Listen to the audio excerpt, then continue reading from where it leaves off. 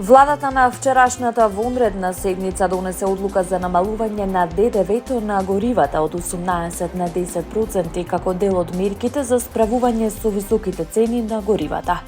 Според најавите со намаленото ДДВ и попустите што ги нудат дел од бензинските станици, премиерот Христијан Мицкоски очекува дека од вторник цените на горивата ќе останат на приближно исто ниво како и досега. Владините мерки почнуваат да се применуваат од денеска на полноќ. Ќе траат во период од 2 недели.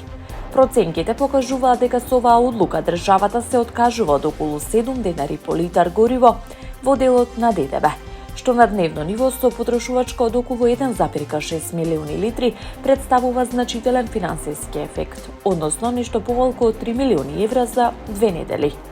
Премиерот Мицкоски вели дека владата има подготвено и дополнителни мерки, кои би можеле да се активираат доколку ценовната криза се продлабочи, меѓу кои се разгледуваат можности за намалување на акцизите и дел од маржите на компаниите.